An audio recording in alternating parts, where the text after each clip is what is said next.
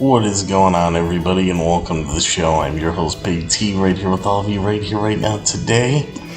And this is your WWE Monday Night Raw review and results show for today, Monday, July 31st, 2023.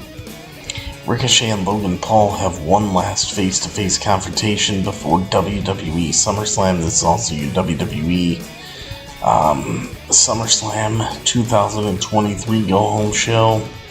Otherwise, this show was not really good at all. Besides this opening segment, we'll explain what happened. So, kick back, relax, and your WWE Monday Night Raw review and results show will be coming your way next. Don't go away because I will be right back.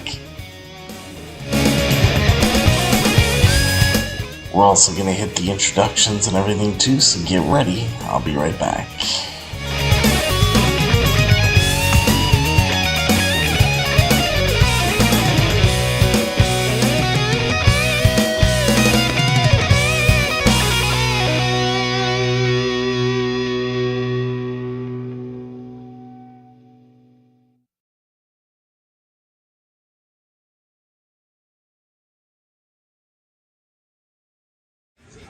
This is M-Dog20, Matt Cross. We're in Cleveland, Ohio, and you were checking out Beyond the Ring with my man, Big T. Thank you, man.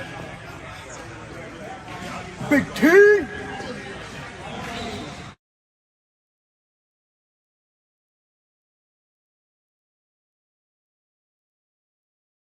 Hello, this is EC3 of TNA Wrestling, and you are so very fortunate because you are watching Beyond the Ring with Big T. This is the bad boy Joey Janela, and you're watching Beyond the Ring with Big T.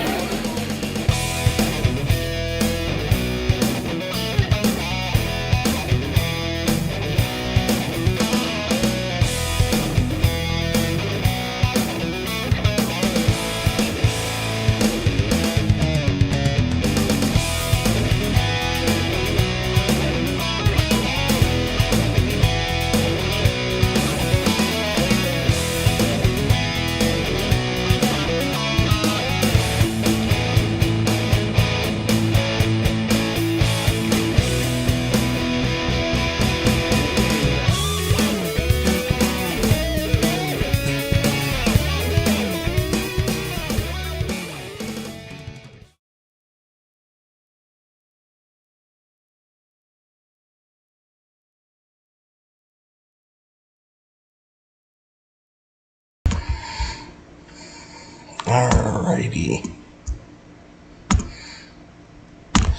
Alright, guys, how's it going out there? I'm your host, Big T, right here with you, right here, right now, today. And yes, we're here to talk about WWE Monday Night Raw. WWE Monday Night Raw. Was it a good show? No. Not a good show at all. I wish I could tell you something better, but honestly, there just wasn't. It was a show that was just kind of there and wasn't that good.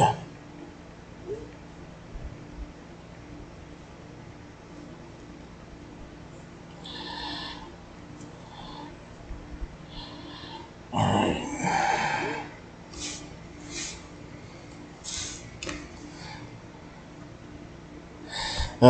Hunter, watching a full 3 hours of Monday Night Raw, honestly, is terrible. Terrible. It really is. I mean, that's... Especially when it's a Raw like this, that's the only way I can describe it to you, is terrible. Because, I mean, this was not a good Raw. This Raw was, I mean, you know, they're trying to sell us for a SummerSlam show, for God's sakes. And they're not doing anything of the sort to do a good job to try to sell us on, you know, this supposed big show that they have. Because it sure didn't feel like it. Not to me, not the way they're treating it. And the Cody Brock Lesnar stuff, I mean, it's so overdone. I mean, you got guys feuding for 4 months with each other, and it's like, it's old already. It's just old.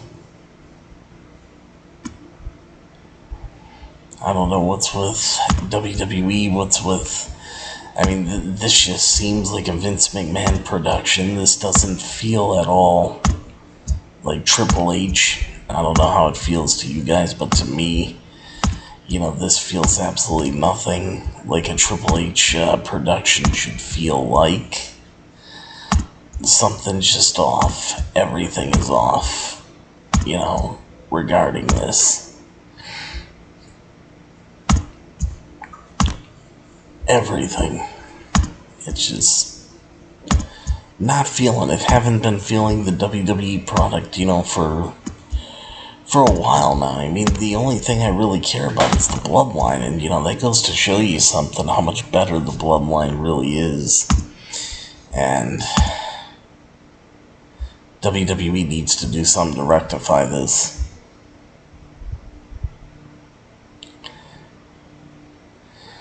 Yeah, EC3 had megastar potential. That's right, Hunter, he did. WWE buried him, yeah. And then Matt Riddle, he lost to Ludwig Kaiser. I mean, some people actually enjoyed that match, but I don't know, I just didn't. There's so many things about this product as a whole I'm just not feeling.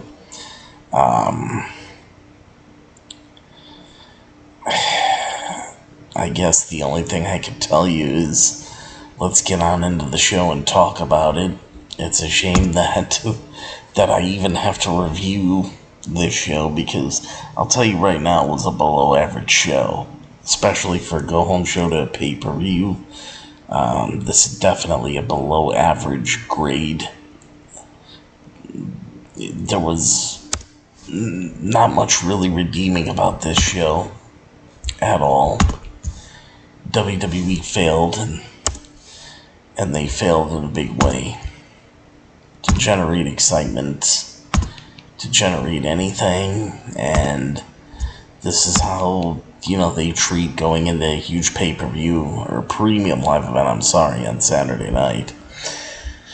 But anyway, guys, don't forget to check out my website, www.beyondtheringwithbigt.com. You can call into the show live on Skype if you have any questions or comments using BigT_119. You can follow me on Twitter at BeyondTheRingBT, like me and follow me on Facebook at Beyond the Ring with Big T, follow me on Instagram at Beyond the Ring with Big T. Everything you need to know is right down there. Don't forget to use the hashtag #JusticeForPurdy, donate to the show. That's another thing that's very important. If you guys are interested and can help the show out, please do and donate on PayPal. The PayPal link's at the top of the description of this video. And every single video that I do, it's in the top of the YouTube live chat, Facebook live comments, everything. So there you go. Hope you guys will donate. And there you go. WWE Monday Night Raw review results for Monday, July 31st, 2023. Cody Rhodes and Brock Lesnar face off, and we got Maxine Dupree going one-on-one with Valhalla. Yes, you heard right. That actually happened tonight. So tonight's WWE Monday Night Raw for Monday, July 31st, 2023 came to us live from the Toyota Center in Houston, Texas. With SummerSlam on the horizon this Saturday, Brock Lesnar and Cody Rhodes will meet face-to-face one more time, ahead of their rubber match at the upcoming SummerSlam Premium Live event. Cody demanded the match with Brock on the July 10th episode of Raw, with both men currently holding a victory over each other in their first two encounters at WWE Backlash and WWE Night of Champions. Before he defends his World Heavyweight Championship in Detroit against Finn Balor, Seth freaking Rollins will be joining forces with one half of the undisputed WWE Tag Team Champion, Sami Zayn, to square off with Balor's teammates Damian Priest and Dominic Mysterio. Sami Zayn will certainly be looking for some retribution after Judgment Day injured his tag team partner Kevin Owens following his North American Championship against Dominic Mysterio last week. As the ongoing problems between the Viking Raiders and the Alpha Academy continue to build up, Valhalla will be going one-on-one with Maxine Dupree in Maxine Dupree's first ever singles match. Both women previously met in a 6-person tag team match on the July 3rd, 2023 episode of Raw, with Dupree, Chad Gable, and Otis ultimately picking up the win over Valhalla, Eric, and Ivar. Additionally, Logan Paul has something to say ahead of his SummerSlam match with Ricochet. So, that's actually where we're going to start off, and that was the best part of the entire show.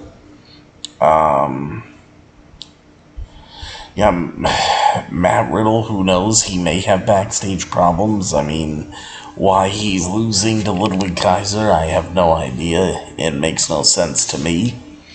And I don't blame you for wanting to watch an Oakland A's basketball game with only 5, or a baseball game with only 5 fans, because this was bad tonight. This was the one good part, though, the start of the show. So we are live. Corey Graves and Kevin Patrick greet audiences at home as Logan Paul makes his way down to the ring. We hear from Logan Paul. Logan Paul welcomes fans to Raw and then says he has to think about not talking in front of brain-dead people for too long, as he says he's in Houston for Ricochet after attempting to introduce him to his own audience last week, and says all he was trying to do was showcase Ricochet's athleticism and build hype around his match, as he says he was instead blindsided, and because of what Ricochet did, he will beat him at SummerSlam in the most viral match in all of WWE. So Ricochet's music hits, he makes his way down to the ring, and he asks Logan Paul what's going on, and says that he's gotten into Logan Paul's head. Ricochet says that Logan Paul is trying to pretend to be the good guy, and while he can fool his audience, he is not fooling WWE fans, as Ricochet says their SummerSlam match will be box office, and tells him he has to say something to him, as he says that while he doesn't like Logan Paul on a personal level, he respects that he is an athlete and a showman. So Logan Paul then says he appreciates Ricochet saying that, and returns the sentiment, as Logan Paul then says Ricochet was one of the greatest to do it until he showed up in the WWE, and then says he made them go viral during the men's Royal Rumble match earlier this year when they both leveled one another jumping off the top rope and across the ring. So he says they are going to have one hell of a match and offers Ricochet his hand. Ricochet fist bumps it and looks to leave, but Logan Paul stops him as he tells Ricochet that his fiancée, Samantha Irvin, will have to announce Logan Paul as the winner of the match, and he's like, your girl is going to announce me as the winner, blah, blah, blah. So Ricochet has had enough. He starts beating Logan Paul with some right hands. Logan Paul reverses things and sends Ricochet crashing right into the mat as Ricochet levels Logan Paul with an enziguri and then looks for the right hand off the top rope, as Logan Paul catches Ricochet with a right hand in midair before showing off the damage that he just did to his audience on his phone. Shooting a selfie video of it, all happy about what he did. And that was it. This is a good way to kick off the show. I definitely enjoyed it. I thought they did a great job. I thought that,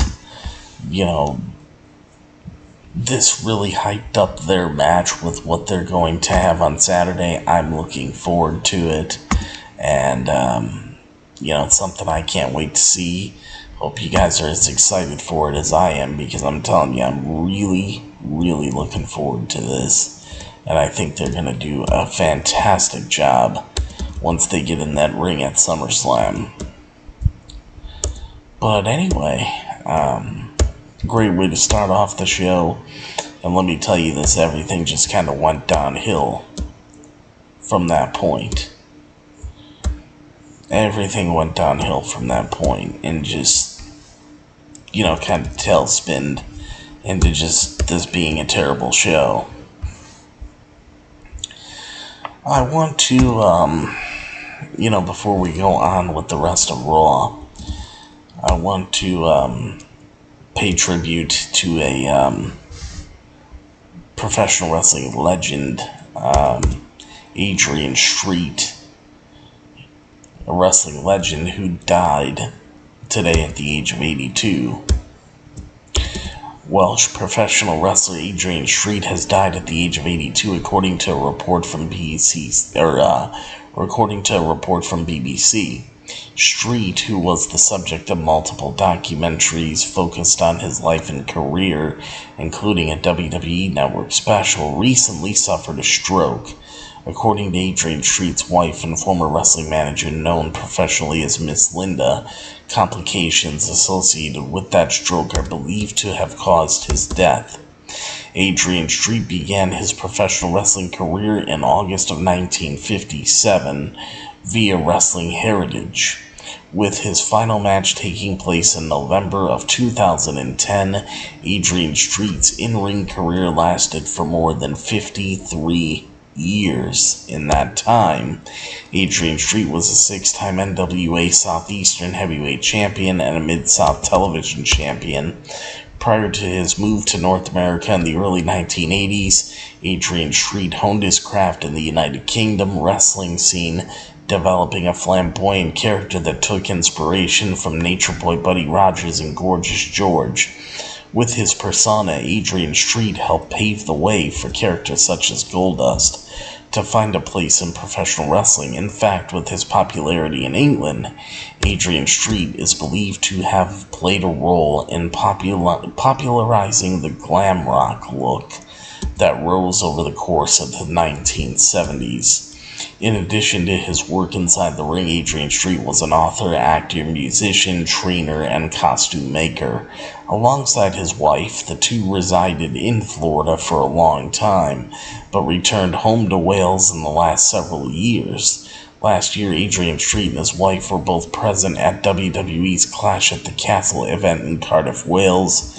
A picture of Adrian Street dressed in his wrestling costume while standing beside his father in his miner's clothes is viewed by many as the most important post-war picture ever taken in the United Kingdom. The picture is said to represent the nation's shift from industry to entertainment. So, Adrian Street, just want to say rest in peace to Adrian Street. You will be missed. It's sad. It's sad whenever a legend passes away. And, it's sad when this happens. So rest in peace, Adrian Street. My thoughts and prayers go out to your family, friends, and fans. And you will be missed. You're gone, but you will never be forgotten. Alright,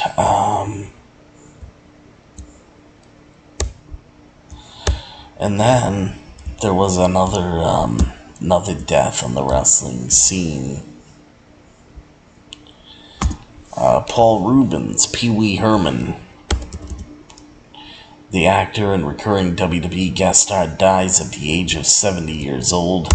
Paul Reubens, known for his longtime role as Pee Wee Herman, died yesterday at the age of 70 via Facebook. According to a publicly released statement, Reubens had been privately battling cancer for several years. I believe it was for 6 years total. In characters Pee Wee Herman, Reubens made a number of appearances on WWE programming over the years. Perhaps most notably, Reubens played the role in a segment with Dwayne "The Rock" Johnson at WrestleMania 27 in 2011. Reubens also hosted an episode of WWE Monday Night Raw in 2010, including an amusing confrontation with The Miz. Reubens and Pee Wee Herman's history with wrestling dates back even longer than 2010 and 1985. Pee Wee Herman appeared on All-Star Rock and Wrestling Saturday Spectacular, a TV special featuring Captain Lou Albano, Hulk Hogan, and more, hosted by Roddy Piper. Reubens' segment featured Piper interviewing Herman in a talk show taking place during possibly the height of the character's popularity.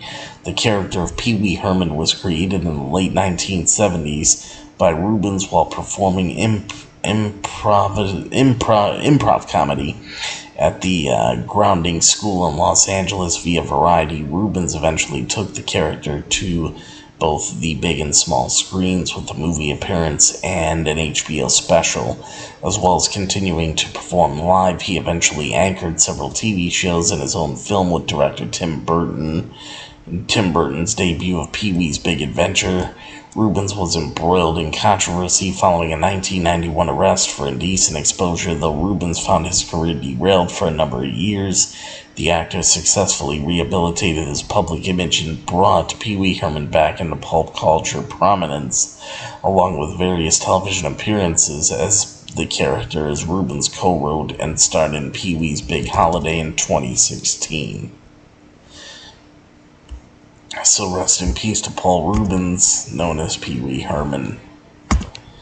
And there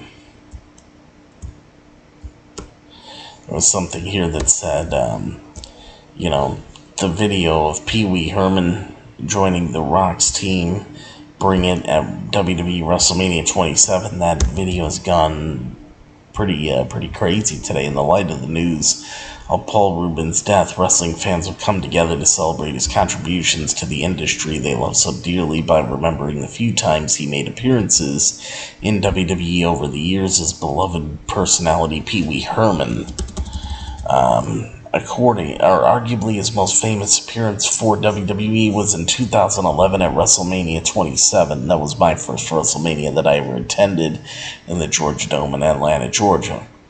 The supercard hosted by Dwayne "The Rock" Johnson saw Pee Wee Herman confront The Rock due to his fandom for John Cena.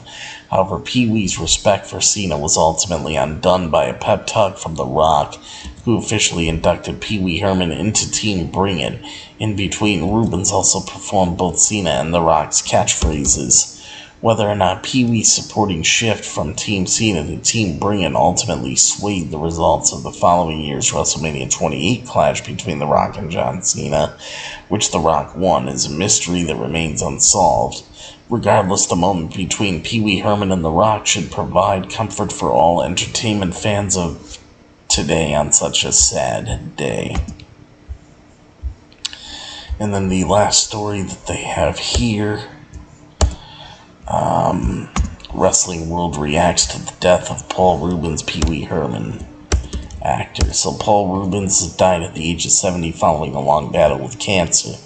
The actor, who was arguably best known for portraying the iconic Pee Wee Herman character since 1977, appeared in many movies and TV shows throughout his illustrious career. However, he was also a familiar face in the wrestling world thanks to his WWE cameos, as he appeared as Pee Wee Herman at WWE WrestleMania 27 and served as Raw's guest general manager for a night back in 2010. Rubens also had many friends and fans in the wrestling industry, and some of them have paid their respects to him on social media. AEW stars Danhausen and RJ City were quick to show and pay their respects to the late actor. Both of them also noted the influence that he had on their respective careers as entertainers.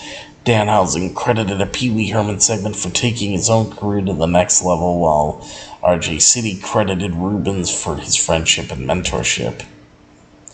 So, Danhausen tweeted out, "Thank you for everything, to Pee Wee Herman. If Danhausen didn't do the tequila bar dance on a whim from Pee Wee's Big Adventure, creating a sequence of bizarre luck and events and momentum, I would not be where I am today. 10,000%. Rest easy," with a heart emoji. RJ City tweeted out, "Dear sweet Paul Rubens, thank you for everything. You always encouraged me to follow my heart and do what no one else was doing. I don't know what my life would be without you. You were a true artist and an incredible friend. I love you and I miss you." AEW's Nyla Rose also took to social media to praise Paul Rubens. In her tweet, she shared a gif of Pee Wee Herman riding a bicycle and referenced the secret word segments from Pee Wee's Playhouse. Nyla Rose tweeted out with sad face emojis, "Today's secret word is thank you, Pee Wee." Elsewhere, WWE announcer Corey Graves shared a heartfelt story about his experiences with Paul Rubens. Like many, he grew up a fan of the performer's work, but he eventually had the honor and pleasure of calling the actor a friend. Adam Edge Copeland had similar experiences with Rubens, and he opened up about them on his own social media after the news of his death came to light. Corey Grace tweeted out, every year my friend Paul would bombard me with text, emails, and occasionally videos wishing me a happy birthday. His Christmas cards were legendary. I grew up a fan of Pee-wee. I was lucky to become friends with Paul Rubens. May the laughter he gave us all live on forever. Adam Copeland, Edge, tweeted out, every birthday, every Christmas, cards, gifts, emails, laughs, supplied by Paul Rubens. He was a very, very special human being who brought untold joy to millions for decades. Thank you, friend. I will miss you. Ring of Honor and AEW announcer Ian Riccaboni was also a big fan of Rubens, so much so that he even shared a photo of him impersonating The Entertainer during his childhood years, revealing that he idolized him back then.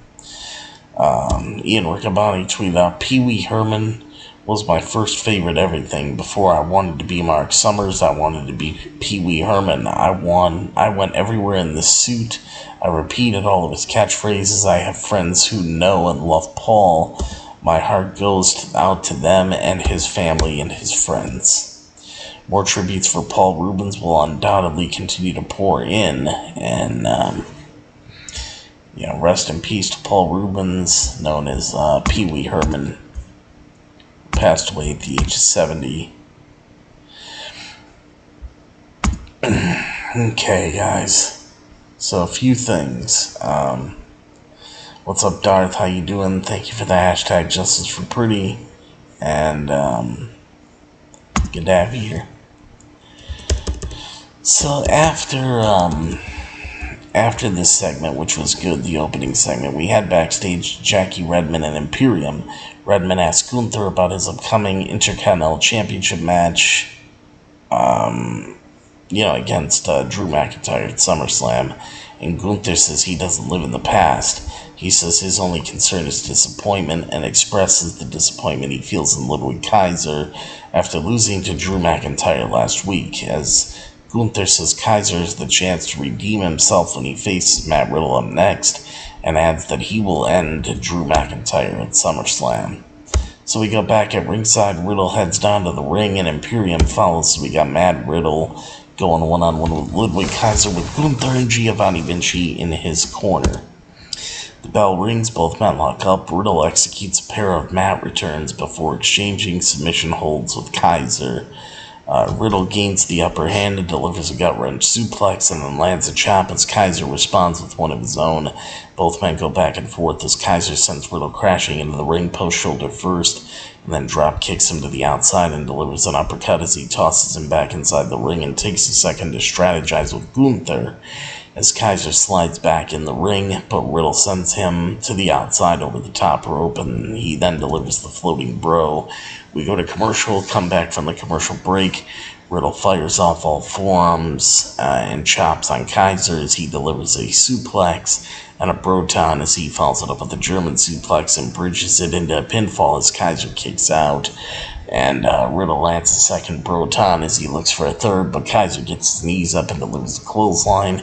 Riddle then delivers a kick to Kaiser's head, but Kaiser lands to his face. And Riddle hits a ripcord knee and a suplex as Vinci hops up in the apron, allowing Kaiser to roll up Riddle. Riddle transitions into a powerbomb and follows it up with a ripcord knee.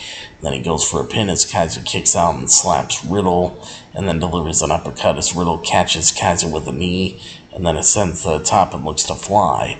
Kaiser rolls out of the way and delivers a running enziguri, and then delivers a modified DDT for the 1-2-3 and the pin to win. So your winner is indeed Ludwig Kaiser. Which I'm like, what in the world? I don't understand how Ludwig Kaiser wins. After the match, Gunther shakes Kaiser's hand. I mean, people say the match was good. I mean, I guess they didn't really perform bad. It was just the ending decision. I don't get why Ludwig Kaiser's beating Matt Riddle and with some kind of modified DDT, and I just didn't care about this match. I didn't. I just couldn't find anything to care or any reason to care. It just did nothing for me. So if you want my honest opinion, that's what it is. I just I don't care. It's just something, I don't know, did nothing for me. But, I don't know, guys. At this point,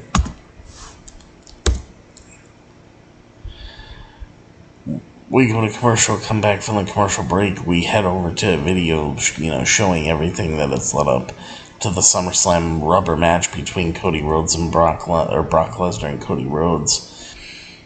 The video package, I guess it's fine, but when you have nothing to basically give a reason why this match is happening, and just the fact that the music for it was terrible, no. Didn't really like it.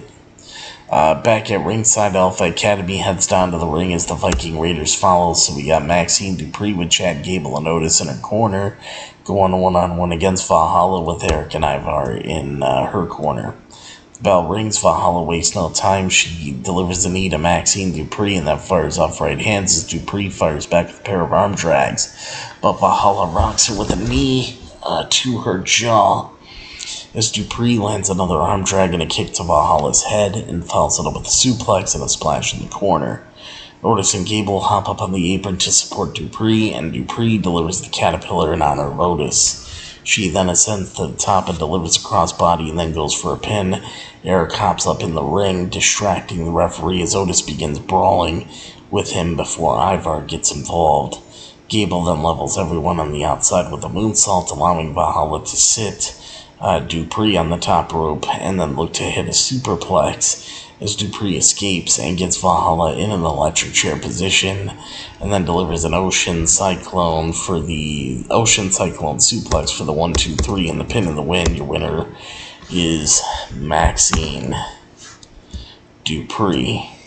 And honestly, this match I can absolutely just care less. This did nothing for me. I don't know if it did anything for you guys. But, Maxine Dupree winning her first singles match on WWE with legendary Ocean Cyclone suplex. Maxine Dupree scored the first win in her first singles match of her professional wrestling career. She called upon the finishing move of one of wrestling's all-time greatest to finish off Valhalla in their match on Monday night's WWE Raw episode. Dupree's offense was simple at first, consisting mostly of arm drags, along with a fisherman suplex and a variation of the caterpillar frequently utilized by Otis. But Dupree saved her best for last. The finale of the 3.5-minute match saw Maxine Dupree unleash a Japanese Ocean Cyclone suplex, adding a bridge to it to secure the 1-2-3 and the pin of the win. Now, the Japanese Ocean Cyclone suplex was innovated and popularized by Manami Toyota. The Japanese wrestling legend is widely considered to be one of the greatest performers, regardless of gender, to ever step foot inside the squared circle, as she retired from full-time wrestling in 2017 after a 30-year career. In stark comparison, Monday's match is only the second of Maxine Dupree's career. She tagged with Alpha Academy to defeat the Viking Raiders and Valhalla to win a mixed tag team match on Raw earlier this month. Dupree was called up from WWE NXT in July of 2022 without having wrestled a single match while in WWE's developmental system in NXT. So just wanted to give you guys a little bit of that. Nothing special though about that match. Sorry, just didn't do nothing. We go back at ringside. The Judgment Day heads down to the ring. We hear from the Judgment Day. Damian Priest calls for all fans to rise for the Judgment Day before Rhea Ripley says Monday Night Raw doesn't start until the four of them says it does. As Rhea says it is Judgment Day's world and they have no problem putting anyone who doesn't fall in line on the shelf. Priest then lists off everyone who has crossed Judgment Day, including Kevin Owens, Sami Zayn, Seth freaking Rollins, and Liv Morgan. Damian Priest puts Seth Rollins and Sami Zayn on notice ahead of his and Dominic Mysterio's tag team match against them later on tonight in the main event of the evening. I'm like, oh god, again. Finn Balor says Seth Rollins acts insane, but Real insanity is seeing the scars he inflicted on him, as he says Seth ruined his career 7 years ago, and Balor says, well, he can't erase the scars. He has, he has, and he will inflict them on Seth and feel better about himself. Dominic says he will bring back some of the pride to the Mysterio name. And Rhea Ripley says anyone who tries to get in the Judgment Day's way should take a page out of Raquel Rodriguez's book. And she tells them to run and hide. So,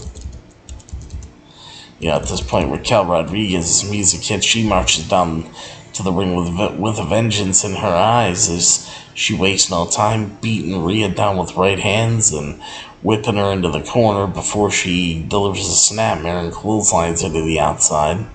Rodriguez then sends Rhea crashing into the barricade and then the ring post, and then warns Dominic not to get involved because Dominic Mysterio is looking to get involved. Rhea Ripley takes advantage and delivers a chop block to Raquel, and all the referees run down to check on Raquel after she clutches her knee. Rhea stomps on Raquel's knee and then decides to stand down afterwards. That was that.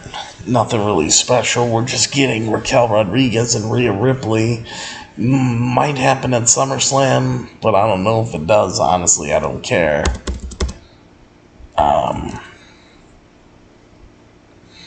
We then head over to the first part of a two-part video series showcasing how the SummerSlam match between Ronda Rousey and Shayna Baszler came about, as well as their friendship over the past several years. Back at ringside, Shinsuke Nakamura heads down to the ring. Tommaso Ciampa follows, so we got Tommaso Ciampa versus Shinsuke Nakamura. The bell rings, both men lock up. Nakamura delivers the shoulder tackles. We see Big Bronson Reed watching the action from backstage. Ciampa delivers a chop and then a backbreaker and then follows it up with a drop kick to Nakamura's head and fires off some stomps as he delivers a right hand and a chop, but Nakamura responds with a knee and a kick to his spine as the action spills to the outside, and Ciampa sends Nakamura up on the ring apron and then delivers a knee that sends him crashing into the timekeeper's area. Go to commercial, come back from the commercial break. Nakamura delivers an enziguri to Ciampa. Ciampa fires back with a DDT off the ropes and then lands a chop and looks to go flying off the middle rope as Ciampa moves out of the way and lands a knee and then follows it up with a forearm as Nakamura responds with a kick to Ciampa's midsection and rolls him up for the 1-2-3 and the pin and the win. And, whatever. Your winner, Shinsuke Nakamura. Nothing really special there. You're having Ciampa lose to Nakamura. Nakamura's a heel I don't like, and Ciampa losing's not a good idea. Just like Riddle and Kaiser. People enjoyed that match. I didn't like it. This match I didn't like either. Shinsuke Nakamura wins. Go to commercial, come back from the break. Brock Lesnar heads down to the ring. So it's like, oh, great, here we go. We're going to see more and more of this, because WWE's got to beat it into the ground. So Brock Lesnar and Cody Rhodes meet face to face. Brock Lesnar introduces himself, like Paul Heyman would introduce, and then lists off his accomplishments and says it's fight week now because the wait is over for SummerSlam, and Brock says he will be getting paid to fight Cody Rhodes at the upcoming SummerSlam Premium Live event, while Cody will be getting paid to take a beating, as Brock then calls Cody out to the ring. Cody's music hits. Cody circles the ring before getting inside. Cody offers his hand to Brock, and Brock shakes it. Both men stare one another down as Cody looks to hug Brock, but Brock pushes Cody away and looks to leave. Cody then stops Brock with a tope suicida, but Brock sends Cody into the ring post spine first, and then hits him with one of the steel ring steps twice. Cody then begins to get up, but Brock hits Cody with a right hand across his spine, as he then picks up the ring steps again and hits Cody with them, but Cody refuses to lay down. Brock then delivers a knee to Cody's head, and then tosses him into the ring and delivers an F5 to Cody. So it's like, now will Cody overcome Brock Lesnar at SummerSlam, asking that question again. So it's whatever, I'm just over it. It's been 4 months. I'm ready for this whole thing to be over, to be honest with you. Anyway, go to commercial, come back from the commercial break. Gunther makes his way down to the ring. Chad Gable's already waiting inside the ring, so we got Chad Gable versus Gunther in a 5-minute challenge. You know, no title on the line. It's not entitled, it's just a 5-minute challenge. Can Gable last? It reminds me of the Kurt Angle 5-minute open challenges back in the day, but here we go.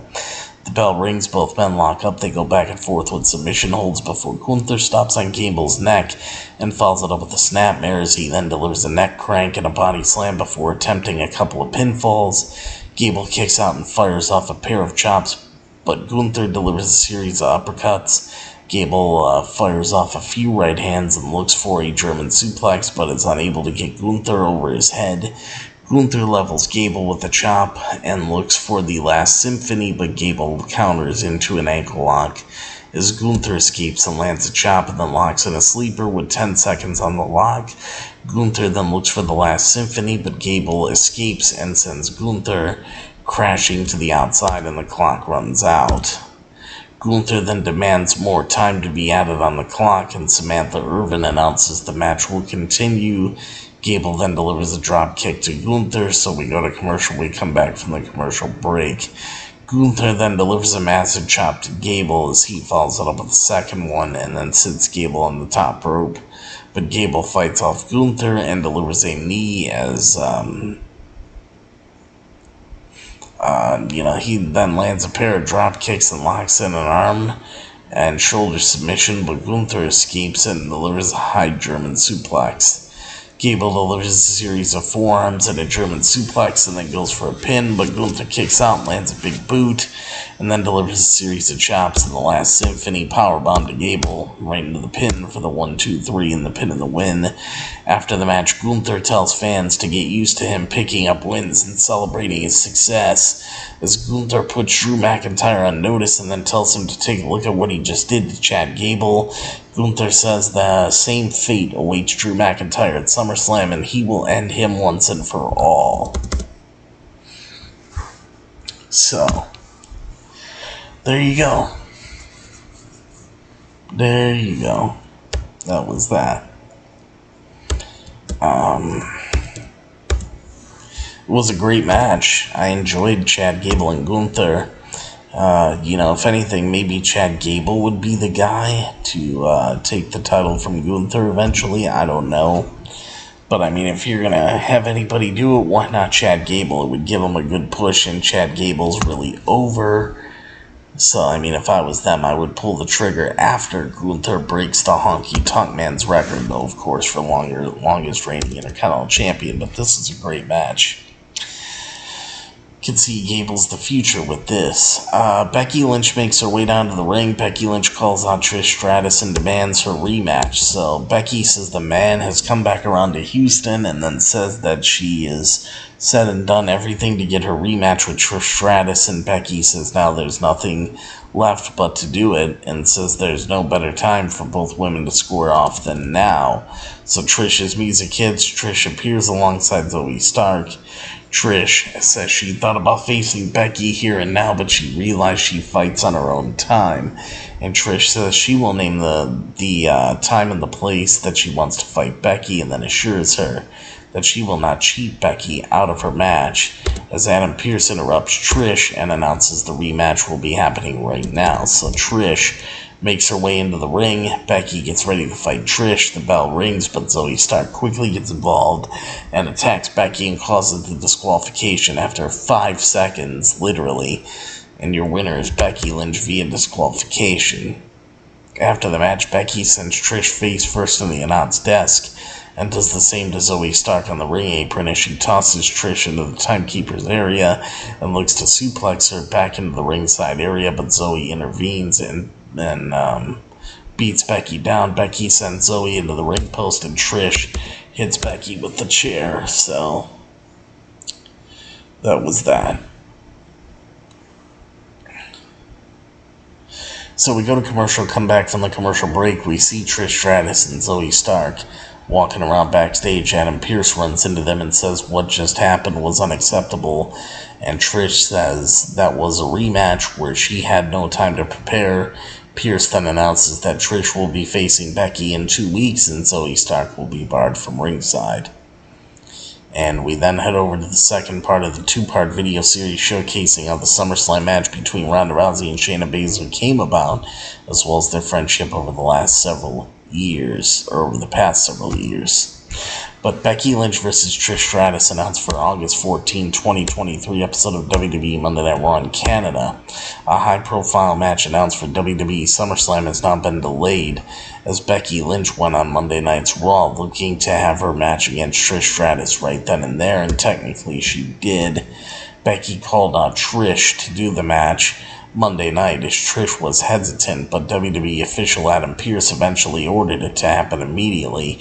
However, as soon as the bell rang, Zoe Stark interfered, resulting in a disqualification for Becky, far from the outcome that she desired. Trish and Zoe prevailed in the ringside brawl that followed and made a hasty exit, as backstage they once again ran into Adam Pearce, who informed Trish that the seconds-long match moments earlier did not count, and Trish and Becky will meet again in 2 weeks. One Raw emanates from the Canada Life Center in Winnipeg, Manitoba, Canada. Furthermore, Adam Pearce ordered that Zoe Stark will be banned from ringside. A video later shared on WWE's social media showed a frustrated Becky Lynch tossing aside "Thank You Trish" t-shirts in a merchandise area as she was asked what it will take to convince Trish to fight her. The exact reason WWE officials are delaying this match is not clear, but Becky has reportedly been nursing an injury over recent weeks. Fightful Select reported that the decision to push it back was made over the weekend. Becky has not wrestled a match at a WWE event since last Monday, when she seemingly secured the fight with Trish for SummerSlam by defeating Zoe Stark on Raw. The stipulation for last week's match stated that Becky's win would get her the SummerSlam match against Trish, while a loss would result in Becky getting "Thank You Trish" tattooed on her chest. So that was that. So either Becky's hurt, or they just didn't want to have 4 women's matches at SummerSlam. I really don't know, but there's a stipulation added to Ronda Rousey and Shayna Baszler's match at WWE SummerSlam. WWE has officially added a stipulation for the match between Ronda Rousey and Shayna Baszler at SummerSlam as their clash. Their match will be contested under mixed martial arts rules, so MMA rules. Neither of these women appeared live during Monday night's episode of Raw. However, they were featured in a pair of hype video packages examining their long history, which dates back to before their days in the professional wrestling industry, when both were active MMA fighters. Shayna Baszler emotionally aired her grievances with Ronda Rousey. Shayna Baszler says, and I quote, "This whole thing has been set up from day one for her to be elevated to this position, despite the work of everyone else, namely me, who would come before her." And, Shayna said this: "It happened in MMA, it's happening here, and I'm done, and I'm sick of it." Shayna also talked about being a godmother to Ronda's daughter and predicted that the little girl will never forgive Shayna Baszler for what she does to her mother at SummerSlam. Behind the scenes, it appears Ronda Rousey's match could be her last in WWE for the foreseeable future. She reportedly has, Ronda's SummerSlam match could be her last in WWE, for the foreseeable future. She reportedly has a hard-out date for when she will begin her next hiatus from professional wrestling. Ronda was determined to do an on-screen feud with her longtime friend Shayna Baszler before she steps away from the squared circle. Their storyline started as an on-screen friendship before it suddenly crumbled at Money in the Bank. That's when Shayna Baszler shockingly turned on Ronda Rousey mid-match, costing them their WWE Women's Tag Team titles. So yeah, MMA rules match, guys. It is what it is. And did anybody notice, too, with the whole Cody Rhodes-Brock Lesnar thing, like, it's one of the main events at SummerSlam, even though they're facing each other at SummerSlam. There's still no reason as to why they're facing each other. And then the whole thing is with Trish and Becky. Becky won the match by disqualification tonight. They did this because they want the third match to be the rubber match. They gotta have that rubber match. They can't have two matches because Trish won one, and then Becky is gonna obviously win this one, and they don't want them having a 1-1 split, so they even had to do 50-50 booking with a bullshit disqualification finish just to make Becky the winner of this feud when she beats Trish in 2 weeks. And I believe it's going to be in Winnipeg, Manitoba, Canada, so hometown of Chris Jericho. Great stuff. But anyway, now it's time for the main event of the evening, and I'm really sick of this. Back at ringside, Sami Zayn heads down to the ring. World Heavyweight Champion Seth freaking Rollins heads down to the ring, and then the Judgment Day follows.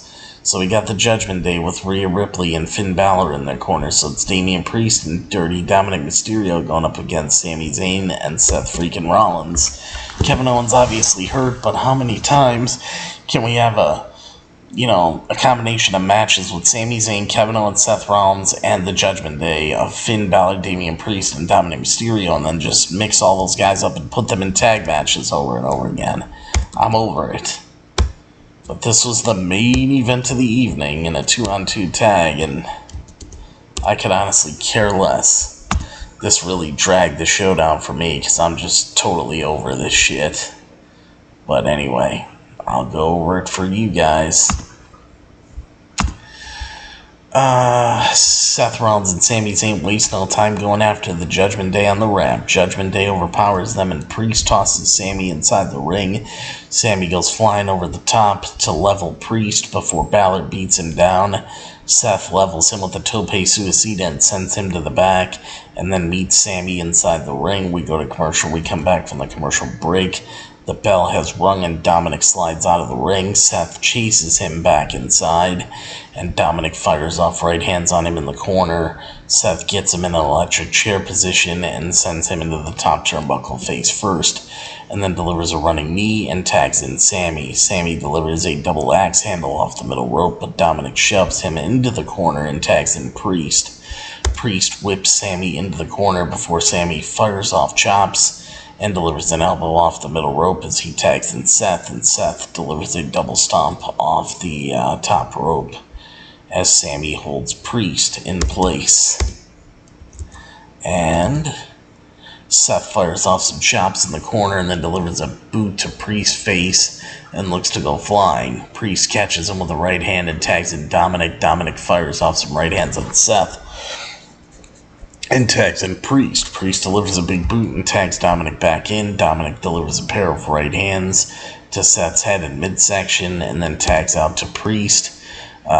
Seth delivers a knee to Priest's face, but Balor trips him up after he lands on the ring apron and sends him crashing into the ring post face first.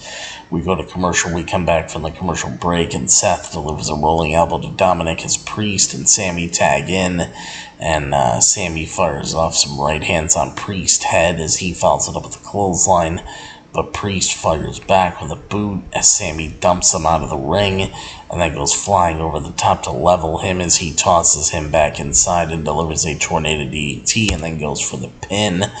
Dominic breaks that fall up and tags in as Dominic dials it up for the 619, but Sami takes him down with a clothesline before he can complete the maneuver of the 619.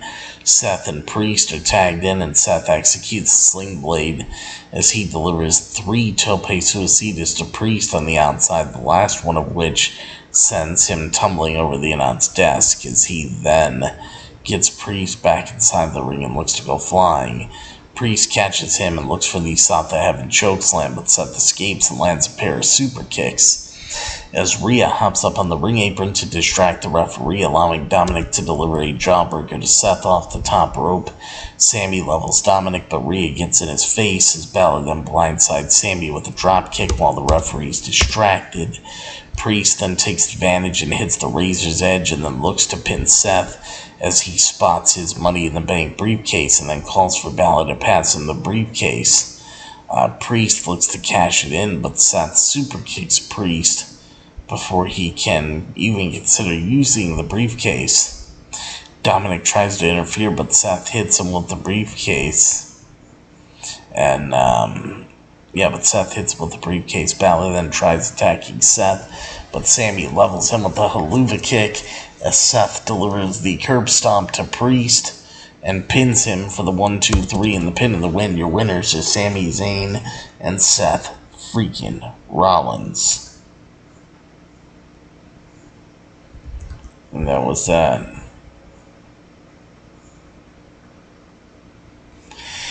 Balor seemed hesitant to pass Damian Priest the Money in the Bank because he didn't want Priest to win, and that could have caused Priest. So, more tension with the Judgment Day, of course, is being teased. But that's how WWE Monday Night Raw went off the air, folks. That is what we got. And, yeah, guys, crazy stuff, ain't it? But right now,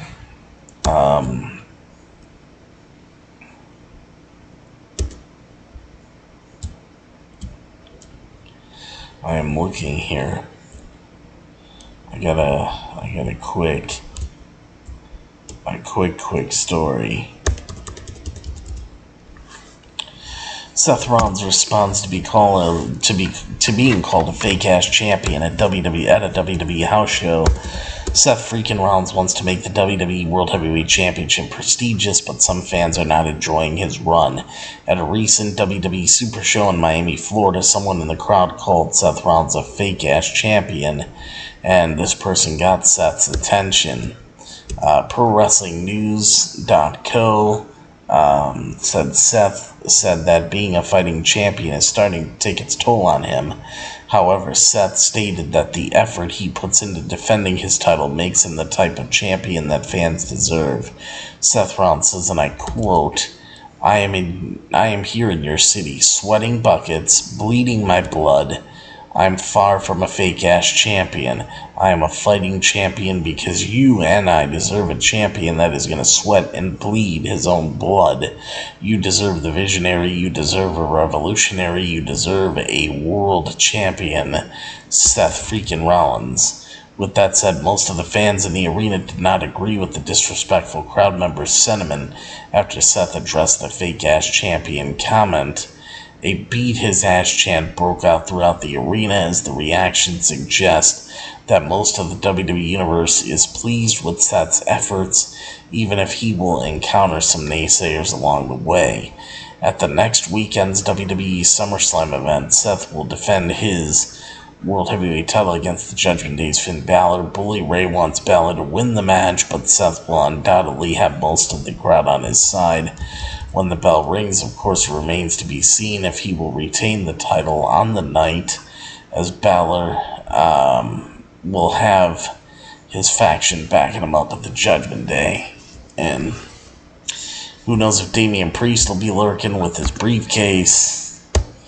There's a lot of stuff to take into consideration there. But, yeah, that's everything, guys, except for the last little thing that I do, and then we'll close up the show and call it a night.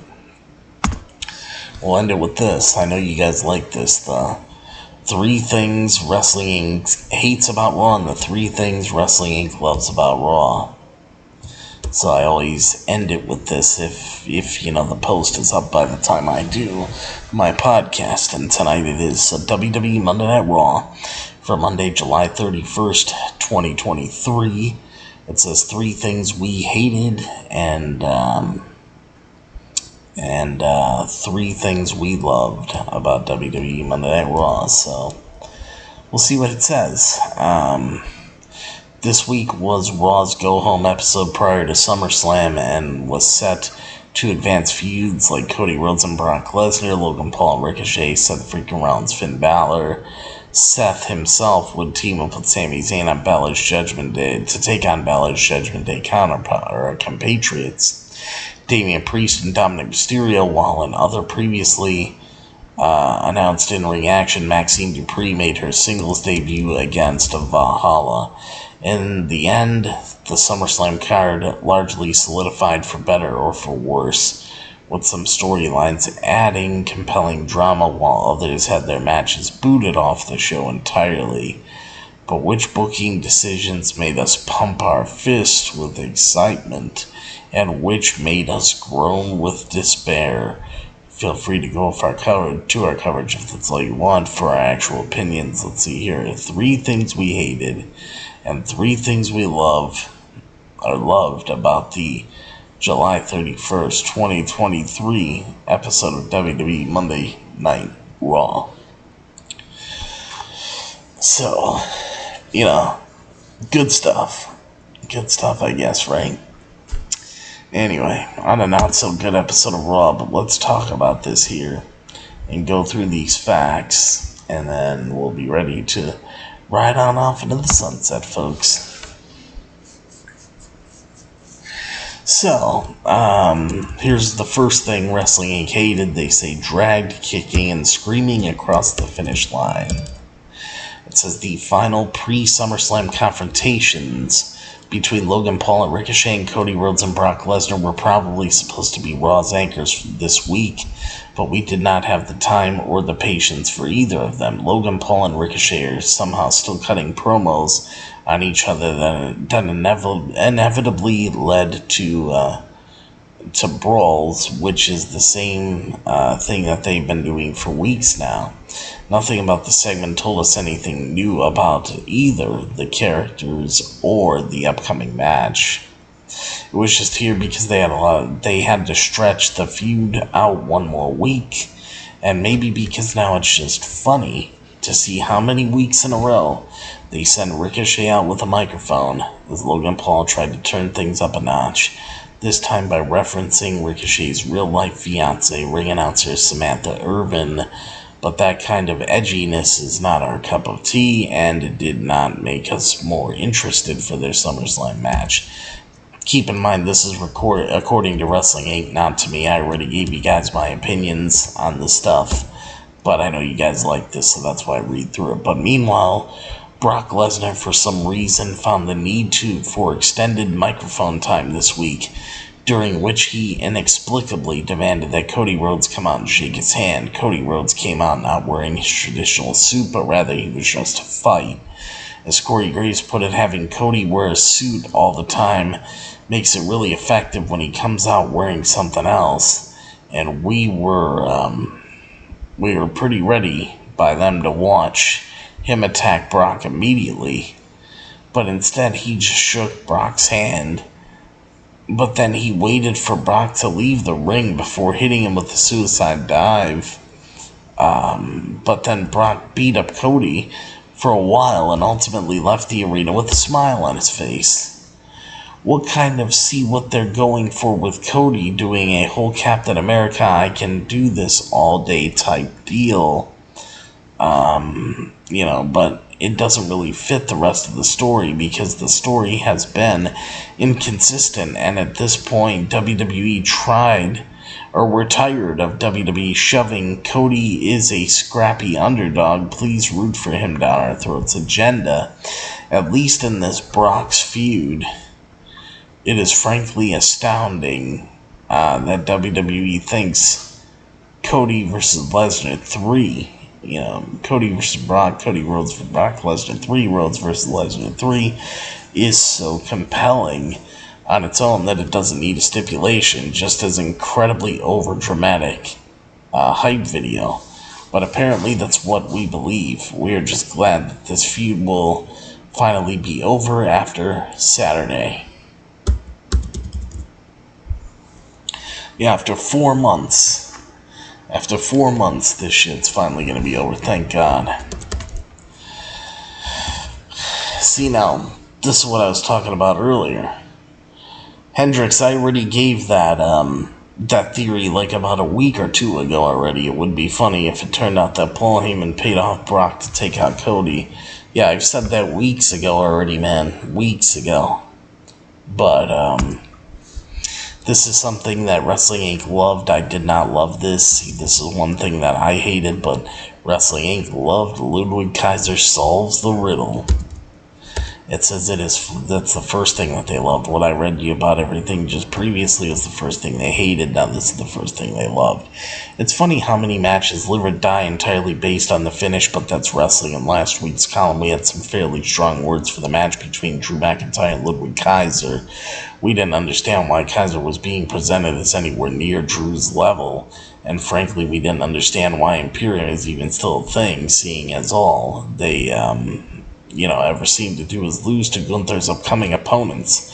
They were desperately in need of a break in the pattern, and this week, the miracle of miracles, they got one.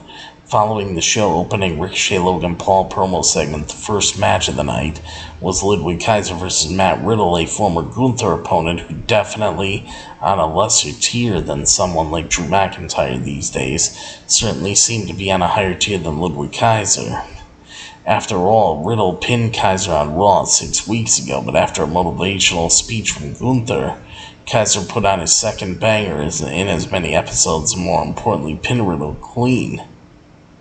It says we love this for multiple reasons, not for the least of which is that we hate Matt Riddle and enjoy watching him lose. More importantly, though, Kaiser actually winning a singles match, could be the sign of actual change within the Imperium, especially if he continues to have success and prove himself to Gunther, while Giovanni Vinci continues to struggle.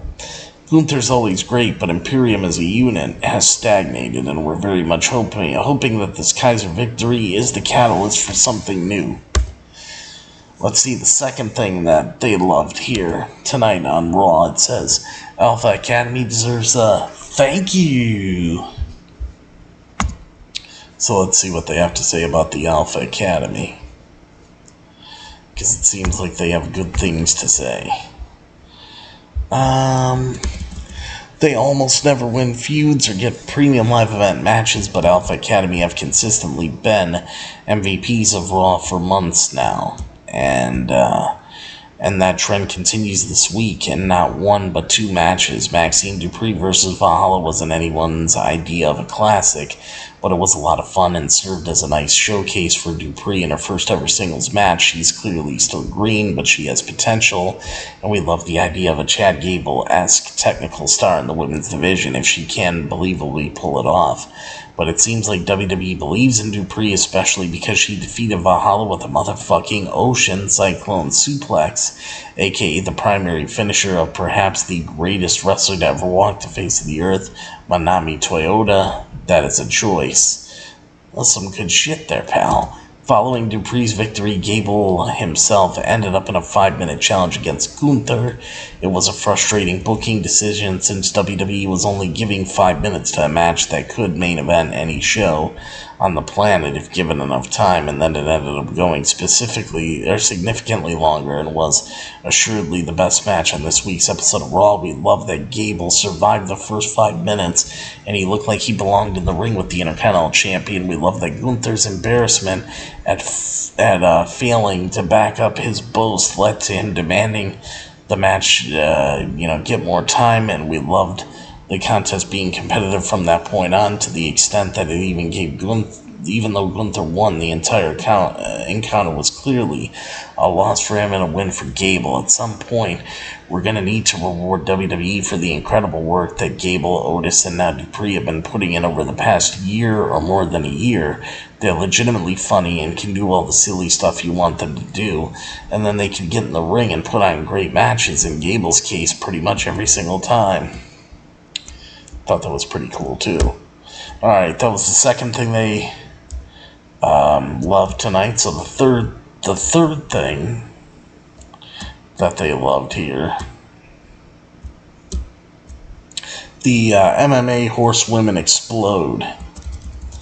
We don't usually assign loved or hated tags to video packages just because we already have limited space to talk about the actual wrestling that happened. But this week, the video package highlighting Shayna Baszler and Ronda Rousey was legitimately the best part of Raw. Partially because it was great, partially because Raw was pretty rough overall. What else were we going to do? Talk about Ciampa versus Nakamura again? Outside of the bloodline, there might not be two characters in WWE more fully realized right now than Shayna Baszler and Ronda Rousey, as they bring their extensive personal relationship and long history of public scrutiny into a feud that doesn't really have a clear babyface or heel. Baszler looked to be the heel at first just because that's usually what happens when you turn on your partner, but her reasons were perfectly understandable, especially to a fan base that has no love for Ronda, and suddenly was sympathetic. Now in this two-part video package, both women's perspectives are understandable. Which of them has the moral high ground and is entirely dependent on whose perspective you accept is true. We think Shayna is still closer to babyface territory, but there's only so far you can go in that direction when you start talking about how your infant goddaughter is going to grow up hating you because of what you did to her mother. Recently, Ronda did good work in this package, but the highlight by far was Shayna, who has somehow been on the main roster for 3 years now and has never showcased and presented in the way she deserves to be, and the way she was presented in WWE NXT. She's one of the most talented wrestlers on WWE's roster, both in ring and on the mic, regardless of gender. We really hope this is the start of her becoming a major player. We don't totally know what mixed martial arts rules are going to look like, but right now, aside from Roman Reigns and Jey Uso, there isn't another SummerSlam match we're looking forward to more. And then the second thing that Wrestling Inc. hated here, SummerSlam sausage. Technically, there were 2 women's matches on Raw this week, but aside from the Shayna Baszler Ronda Rousey video packages, it was a pretty paltry effort from a promotion that has been extremely up and down lately in terms of how it presents the women's division. Dupree versus Valhalla was fine. Becky Lynch versus Trish Stratus was a bit of a bait and switch, and that ended after a few seconds, and now it turns out that the rematch isn't even happening at SummerSlam, but on the August 14th episode of Raw. What's worse, any hope that Rhea Ripley would be defending her title at SummerSlam, presumably against Raquel Rodriguez, was dashed, fairly well dashed, when Rhea Ripley injured Rodriguez's knee this week, just as it seemed like the match was finally getting set up. It says, look, we've vocally advocated for shorter pay-per-views and premium live events in the past. We don't want a 5-hour SummerSlam. We don't want 10 matches on the card. We get that stuff. It had to be cut. It doesn't seem like Sami Zayn and Kevin Owens will be defending their tag titles on the show either, making it the second consecutive premium live event that's happened, though in this case that could be the result of Kevin Owens being injured. It just sucks that SummerSlam could have easily included 4 women's matches, but instead we're only getting 2 because WWE needs that time for a random battle royal. Hopefully that's only happening because Johnny Gargano's returning. We really don't want to talk about Nakamura versus Ciampa again. We're very hard on how AEW treats its women's division on other review columns on this site, and rightfully so, but women's representation is still a massive problem in wrestling as a whole, and WWE also deserves to be called out for not making it a priority. And then the third and final thing that Wrestling Inc. hated, the Judgment Day runs out of steam. Finn Balor cut another incredible promo, but aside from that, we weren't nearly as into this week's Judgment Day content as we have been on pretty much every other episode of Raw since Money in the Bank. Partially, it was just a matter of decreased volume, unlike the recent episodes. This one wasn't built around the Judgment Day from start to finish, so they felt a little less important than we've become accustomed to. They were in the main event, but even with Sami Zayn and Seth Rollins involved, the tag team match felt like it never got out of second gear. Balor not being in the match to interact with Seth neutered the action a little bit, and the contest didn't really build on honor any reference any of the recent matches between these four. It didn't dig nearly deep enough to be compelling, and yet somehow it was also trying to do too much, including shoehorning the Money in the Bank cash-in tease that absolutely did not need to be there. We liked Finn hesitating for a second and then giving Priest the briefcase and cheering him on, but frankly, it's weird to us that the specter of giving Priest the briefcase, or the specter of Priest cashing in, is even being talked up as this part of the story right now, since that issue had seemingly been resolved. Obviously, we are expecting it to come back up again down the road, but not yet, and we really don't want any repeats of the Money in the Bank match between Seth and Finn. So yeah, not a great Judgment Day night aside from Balor, who we are really hoping wins the World Heavyweight title on Saturday. Honestly, the group was really just another victim of WWE's poor sense of timing when it comes to pay-per-view cycles, as they tend to write stories that they don't need the amount of time they actually give them to develop. When that happens, you get episodes like this one, which could have been just titled as SummerSlam Here Yet. So, yeah, that was it, guys. That was it. And I gotta say, the show was not good. The show was not good at all. I'll say WWE Monday Night Raw for today, Monday, July 31st, 2023, to close out July. This show gets a 4 out of 10 for the SummerSlam 2023 go-home show. 4 out of 10. Not really that good. Thank you, Hunter and Hendricks and Darth, for stopping by. But I appreciate you guys being here. But yeah, not good for Raw tonight, guys. For a go-home show, 4 out of 10. This show was terrible. WWE needs to step it up. Trying to sell SummerSlam, it ain't gonna work like this, that's for sure. But anyway, guys, that's gonna do it for me right here on this episode of Beyond the Ring with Big T tonight. So don't forget to follow me on social media. Leave your likes, comments, subscribe, donate to the channel on PayPal using the PayPal link. Do all that stuff. I really appreciate it. Hashtag Justice for Pretty, all that stuff. And yeah, so that's going to do it for me here, guys. So I will see you next time. And yes, there will be a next time for me right here on Beyond the Ring with Big T. That'll be for your AEW Dynamite review and results show on Wednesday night. So join me here on Wednesday night for that. And don't forget us, and we won't forget you. And of course, if you want the best, and yes, I do mean the absolute best for all of your professional wrestling needs, right here on the internet, right here on YouTube.com today. Always remember to think Beyond the Ring with Big T. And of course, everybody, thank you very much for watching and listening to your WWE Monday Night Raw review and results show for today, Monday, July 31st, 2023. And man, this shit was terrible. That's why it gets a below average rating too, and with the go-home show on top of it. They're lucky they're getting a 4. If it wasn't for Gable and Gunther, the show would have got a 3. But with that match being good, I gave it a 4. But anyway, that's it, guys. So always remember, and of course never ever forget, that I'm your host, Big T, and that I will see all of you at the matches, and of course I will see all of you for your AEW Dynamite coverage on Wednesday night after AEW Dynamite, and I think we'll get a much better show on Wednesday night for sure than what we got tonight. I mean, this is just terrible. And hopefully WWE steps it up, and hopefully SummerSlam is going to be better than this, because the build is absolutely just dreadful so far, in my opinion. So anyway, guys, like I said, I'm your host, Big T. I'll see all of you at the matches, and take care, everybody. And of course, you guys know I love you all, and good night, everybody. Ha ha ha ha.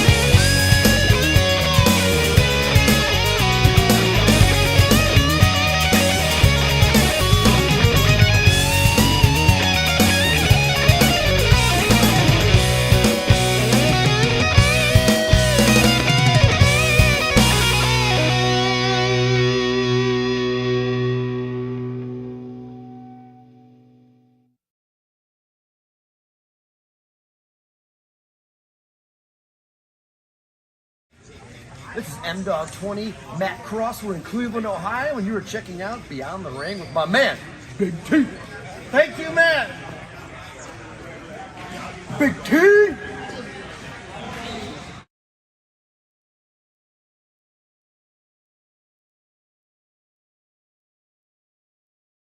Hello, this is EC3 of TNA Wrestling, and you are so very fortunate because you are watching Beyond the Ring with Big T.